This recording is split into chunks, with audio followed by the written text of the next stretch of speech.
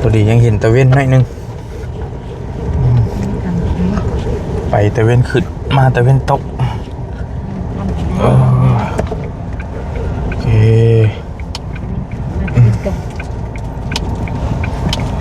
ปุ๊บปั๊บปุ๊บปั๊บปั๊บปุ๊บปั๊บปั๊บปุ๊บปั๊บรถไฟคือหลายคันแท้ปะจอยเบิ่งทรงโอเคมาฮอดแล้วพี่น้องเอ้ยเรียนฮอดซานแล้วบัดนี้ก็ได้ซึบซับอึ๊บอะไรนะเพนบ่มีอยู่นะมันมีอยู่มีเฉพาะโอเควินเดอร์ได้อยู่มา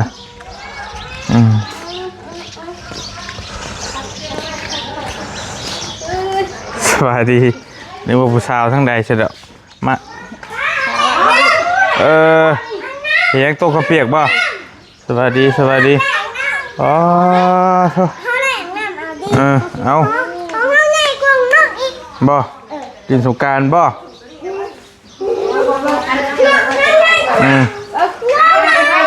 โอ้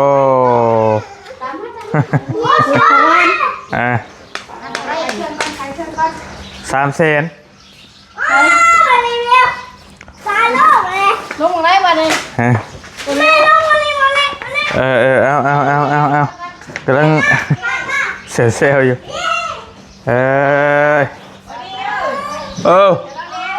เอาล็อกบ่โ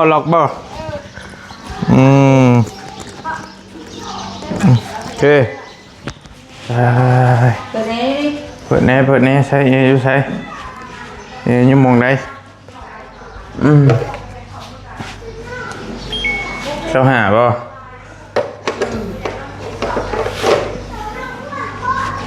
ก็ปิดประตูมันฮอดโพดเปิดประตูก็ปิดแอร์เปิดแอร์ก็ปิดประตูเอา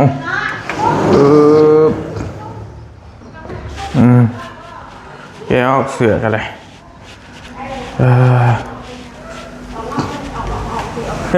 ปิดตูกันเด้อเปิดแอร์ปิดตูเปิดแอร์นม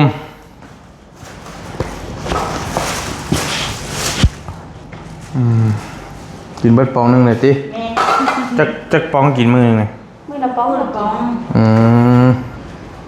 เลยซื้อมา10 ปองปองละ125 บาทปองคนกินเป็นโรคไตสำหรับผู้เป็นโรคไตพัดลมก่อนบ่เอา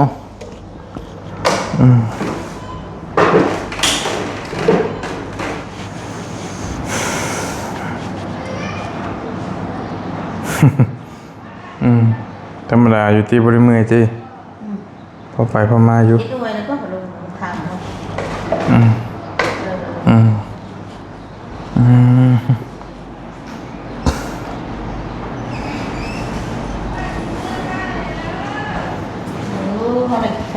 ชาติตี้เลยชาตินี้บุญอยากเข้าตีไปฟอกมาแล้วมันก็อยากแล้วนะพี่น้องมันสิเป็นประมาณนี้แหละเป็นสบายลายก็ได้แล้วเนาะฮะบาลายก็ได้แล้วเขาทำมือทำสอง3 4อย่างสีสุดๆอยู่รีเบิงทรงปัญหา6ไปแล้วบนเริ่มบวไหวแล้วถ้าสิมุนมัดเบิงมีของใหม่แล้วเนาะมีแบบใหม่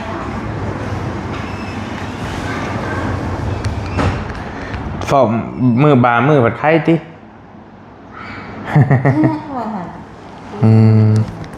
ก็แล้วทำนี่ก็พอดีแล้วมือบามือแบบก็โดพี่น้อยคือว่าโพดนี่ก็มือคือว่าเรื่อยดิคือว่าโพดทั้งนี่แหละมันเลื่อยเรื่องอะไรกันเลยซ้ำนี่ก็โอเคแล้ว2-3 มื้อนี่ก็เองแหละทันไปวันชุกเลย ตัวนี้เป็น4มื้อ 3มื้อ44มื้อไป 4ตัวมื้อไป4ประมาณ3มื้อ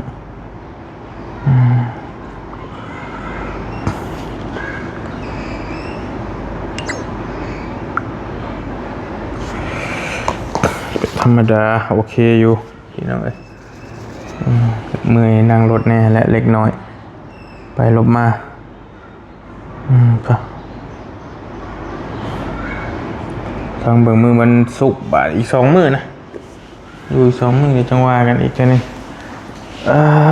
เปิดกันเป็นให้ยามาซุบโรงพยาบาลมุกอินเตอร์เนชั่นแนล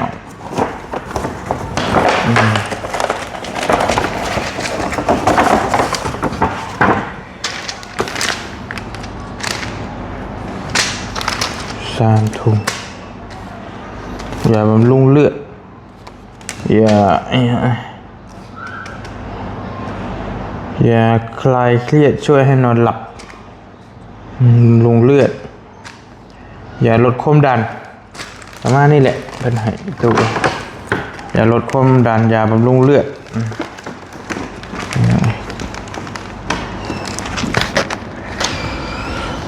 นอนพักผ่อนเดินทางแล้ววารีก็จะบานเดินทางมือเฮือน มันนอนเมื่อยจังว่ากันอีกเท่านึงนี่บินยาทั้งบินยาบินเลือดบินอันนี้พี่น้องแถมยอดมณีนะค่าใช้จ่ายมื้อนี้พี่น้องข้อมาที่ชาเขามันอยู่นะ6,164 บาทมื้อนี้สิสูงแน่นี่นะเพิ่นเอาให้เพิ่นให้เป็นปุ๊บเลยมีขาวได้มีขาวเพิ่นจะเคยกินใช่มั้ยแถมเพิ่นเอาให้เพิ่นแจกฟรีที่ไหนชิ้นมาถ่ายรูปเลยเนาะกุ้งมันอะไรเนี่ยตัวนี้นะเพิ่นให้เป็นปุ๊บเลยแล้วก็ตัวนี้ก็ตัวนี้เพิ่นให้จากโรงพยาบาลนั่นเชิงๆน่ะบ่ได้เสียเงินเพิ่นบอกว่าถ้าเบิดไปทำถ้าเบิดไปบอกเพิ่นถ้าเพิ่นมีเพิ่นจะเอาให้ถ้าบ่มีเพิ่นให้ลงมาเบิกตัวล่างแจกอันนี้น่ะคือเสียเงินกันโอ้ยเดี๋ยวอะไรกันจังว่าไอ้ได้ค่ะเพิ่นเว้าเพิ่นเนาะบ่ตามเพิ่นเว้าแหละบ่แล้วบ่ไรได้ให้ก็คือให้เอาเพิ่นว่าเพิ่นให้เนาะนี่คือเอาให้เด้อให้ก็ส่วนให้เบิ่งอยู่3ถุงอ่ะมีบ่ล่ะครับแต่บ่มีนี่บ่มีเพิ่นเอาน้ำนี่ให้เดียวยาขาวย าขาวยานี่ยายังยาขาวเด้ยาขาวตัวนี้เราจะหมายถึงยายังตัวนี้เบิ่งยากระปุกอันนี้ได้เลยเป็นกระปุกยารักษาภาวะเลือดเป็นกรดขับลมมันนี่ก็ให้4 เม็ดเวลาหลังอาหารลายตัวนี้กับตัวนี้เป็นมากจะว่างก็มอบใจเงินนั่นนะเนาะ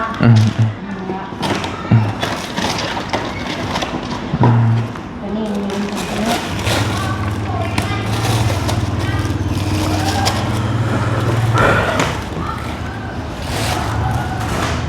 รอพักผ่อนบ้านอย่านอนหลับอย่าบำรุงเลือดอย่าลดความดันแค่นั้นแหละหลักๆที่เราเป็นอยู่พี่น้องเบาหวานก็บ่ค่อยมีเลยติเดี๋ยวนี้บ่คนปวดบ่มีเบาหวานเพราะว่าจอยเลยดิพี่น้องแต่เฮาผู้ตุ้ยแล้วระวังนะบัดเป็นได้ติฮะเป็นแนวเบาหวานขนาดนั้นเท่ากันที่สิกินประจำคนว่าก็เริ่มมาจากนี้แล้วคนเป็นโรคไตก็ได้เริ่มจากคนเป็นเบาหวานนี่อย่างนี้แหละเป็นเบาหวานนะบ้าล่ะมาแล้วเนาะฉะนั้นการวิ่งหัว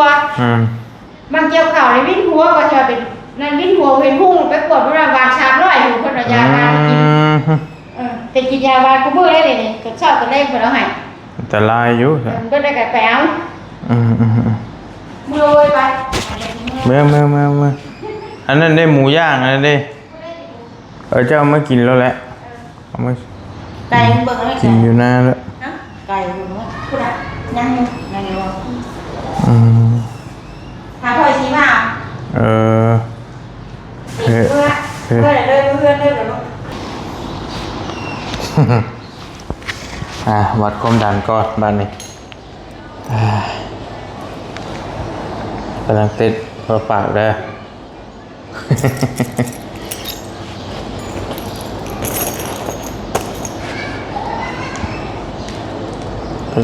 กำลังหัด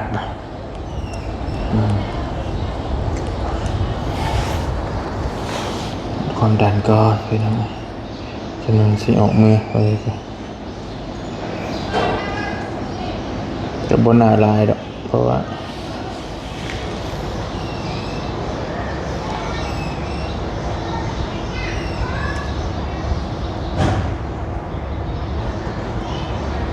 สอบเดลง133มันเศร้านี่145เจ้ากันเป็นสาวเรือนขึ้น180 200เลยดีเลยเดี๋ยวนี้ คือว่าอยู่โตแล้วซะคิวเริ่มดีไปแล้วบางคนก็ว่าฟอกเพิ่งไปพูดโอเคใช่ไหมฟอกตัวนี้มันยังบ่ปานใดยังบ่ทันลื่นนะฟอกไปเป็นปีๆพุ่นยายนั่งหันหลังให้บอลลี่ก็ว่า5 ปีแล้วเราว่าข่อยแล้วใครเราวะตะกี้ก็เมื่อยคือกันทำบิดเราวะเมื่อยเพลียอย่างสารพัดนะ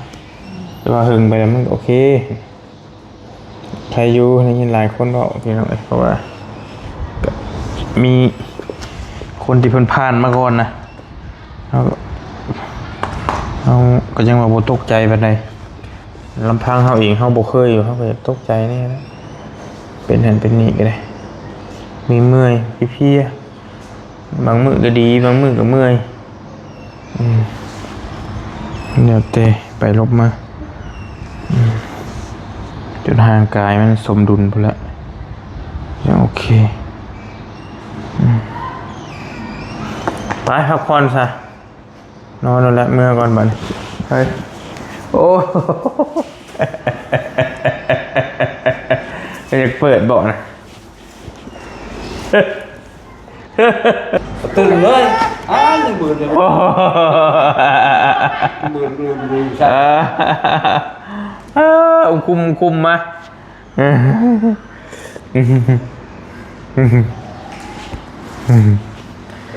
ปัดมาหรือว่าปิดก่อนลานพยักมาสบายอยู่มันเป็นอะไรเติมเลือดถุงนึงไปเล่นหน่อยว่าก็ไม่น้อย31%เติมให้ก็เติมตอนนั้น19บ่อาทิตย์นึงมันก็ลงไป3-4%บ่ถุงนึงมันมาได้ประมาณ 4-5% นึงเพิ่นว่าคิดเดียวเนาะก็ย่าแล้วไปตลอดอยู่ขาดเพิ่นก็เติมให้แต่ช่วงฟอกอยู่มุกเลยเพิ่นก็เติมตลอดพี่น้องเติมให้เรื่อยๆอยู่ฝามาไปเมื่อกันแล้วนี่ก็ได้ล้างมันฝามามันให้ปั่นเข้าพอเตียงมีนมมีอย่างมีก็เหนือเอาไว้เดี๋ยวไม่เปิดไม้มาทำเลยมันหนักมืดเลยบุญานบ่บาดตอนเจ้าบาดตอนแรกในก่อนจะเฮ็ดในบ่ดื่มน้ำเดี๋ยวเฮ็ดมันเปียกแล้วลูกสมองนี้ดื้อเลยนี่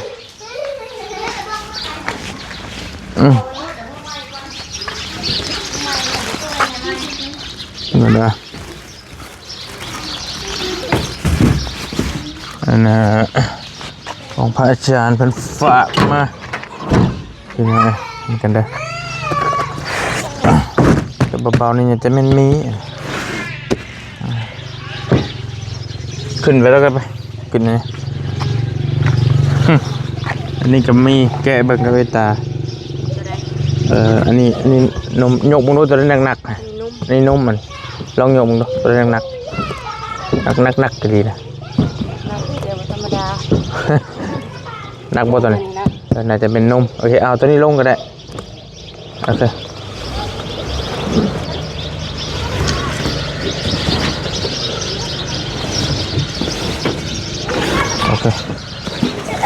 เอาตัวนี้ลงกับตัวนั้นก็ได้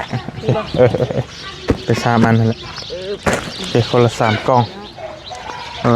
อันนี้พัดลมบอลลี่ซื้อไหมอันนี้ก็เขาบอลลี่ซื้อไปแจกคนพระอาจารย์เพิ่นฝากมาแต่ทางไทยน่าจะมีนมตัวนี้นมเป็นนมแบบนมกล่องสำเร็จรูปวิตามิวมีอย่างต่างๆหลายอย่างเพิ่นให้ไปแบ่งกันไปแจกเนาะแต่ตอนนั้นพี่นางว่าเพิ่นเอาให้บอลลี่ว่ายังบ่ได้เอาขึ้นไปนั่นก็โหนักได้ตัวนี้ตัวนี้นัก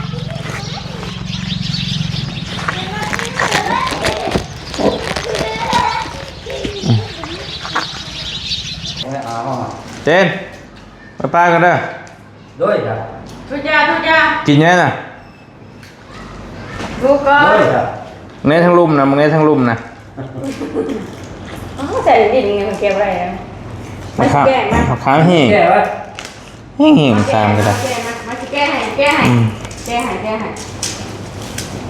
โอ้ ไปเจอความดันตัวนั้นเพิ่นก็ให้นะ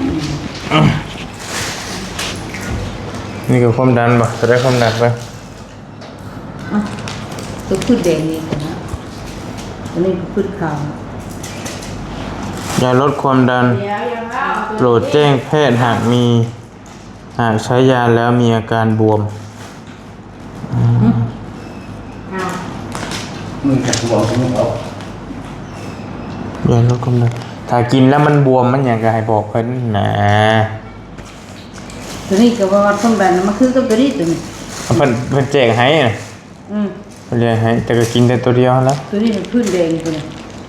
น่ะเนาะ แข็ง มันคืออย่างนี้ เบิ่งตอนนั้นก็ความดันบ่ ยาความดัน นี่ เก่า นี่ อืม แข็งก็เลยหยามที่ติ๊ก ยังมีหลายยี่ห้อเด้ความหมายว่า ก็เป็นบ้านให้ว่าอยู่เท่ากันนี่ กับกระปุกผู้ขาว มีหลายยี่ห้อคือยาแก้ปวดนั่นแหละมันก็ ตัวนี้มันคือกับอันเก่าอันนี้มันคือตัวนี้นะ แต่ว่าสรรพคุณมันก็อันเดียวกัน หลายยี่ห้อหลายบริษัทเฮ็ดเด้ เอาไว้เดี๋ยวเอาไว้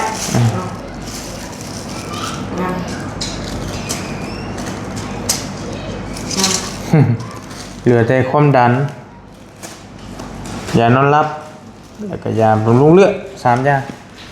แค่นั้นนอนหลับอยู่กับบ่กิน บ่กินบ่ได้กินก็คือแล้ว ความดันคันขึ้นคันบ่ขึ้นก็บ่กินเพอกินนี่ก็133นะ ทำงานเนาะ บ่กินมัน ปกติอยู่ก็บ่ต้องกินมันให้มันดีอยู่ก็สิเป็นหยังก็บ่ได้เอาเรื่อยกินมันก็แพ้ไตใช่อย่าพี่น้องเอ้ย บุกกระบุย แซ่บบ่ลูกแซ่บบ่แซ่บบ่ค่อยๆกินแน่ แค่จ้ะ เห็นว่าก็ได้ บอแข็งจนบุกินคือกินตัวนี้เอา ช้ำกันแล้วพุงตัวนะก็พุงกัน แล้วก็กินแล้วกัน เล่กันวะนี่ นี่นี่ท้องเอานี่บ่นี่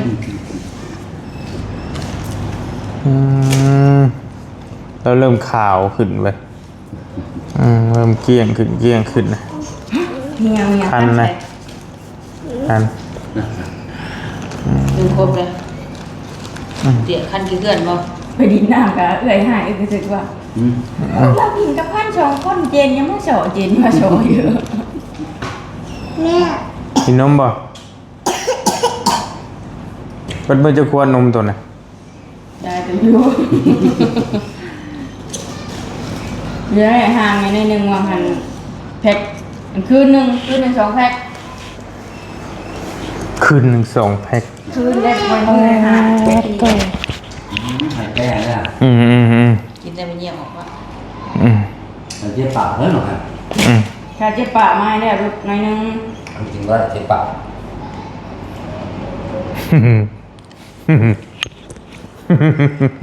น้ำเลยอาดู สบายดีป่ะลุงกันสบายดีทุกกัน สวัสดีสวัสดีเด้อ ทุก ยังไม่ยังนะมันไม่เลย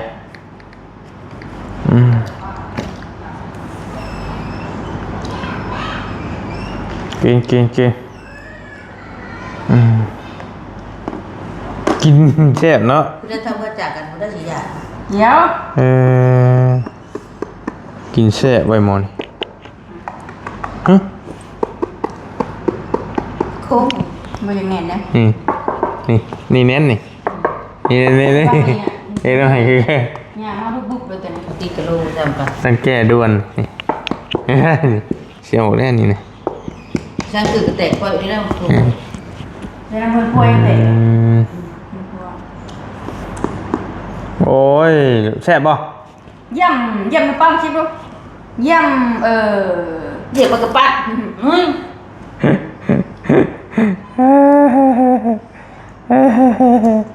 เมื่อกันเด้อบ๊ายบาย บ๊ายบายไหมลูก โชคดี สบายดีกินบ่เขากินเขา บ่กินยังมียังกิน เป็นปลาให้ไม่สดนะ กินหมูย่างมาน้ำรสกินนี่ ตอนนี้เราอยากให้เก่งมา ปั่นหมูมาแล้วก็แล้วเลย ลืมเนาะ อิ่มแล้ว นี่คือโตใช่ไหมนี่เห็นป่ะนี่ ไอ้บ่บ่ชงไงเนี่ย มันบาดนี่ลูก พอแล้ว กินลายได้ลูกเอ้ยแต่ลายเลย ไง กับมันเหลียวไปหาทางเอาไปเชื่องไว้ซะกินลายแล้วบุรีได้ยังน้อยอยู่ พอแล้วเอาพี่ต้องถามนี่ป้าสวัสดีแล้วพี่ตู้เด้อพักผ่อนซะวันนี้อาทิตย์หน้าเจอกันอาทิตย์หน้าไว้โชว์มึกเพิ่งเบิ่งคันบ่เตียงขึ้นมาก็เป็นคิวบ่เตียงเปลี่ยนกันเจ้าสงกรานต์เลยเจ้าเขาเลยไปตัดไม้อีกนี่วันที่12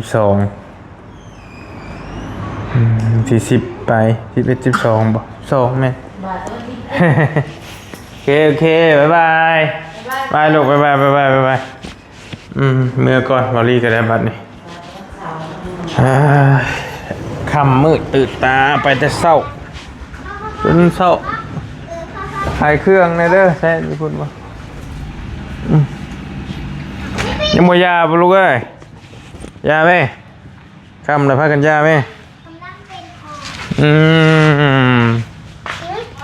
คอกำลังดิ่งนี่นั่นดู พอแล้วคำแล้วพอแล้ว เป็นออ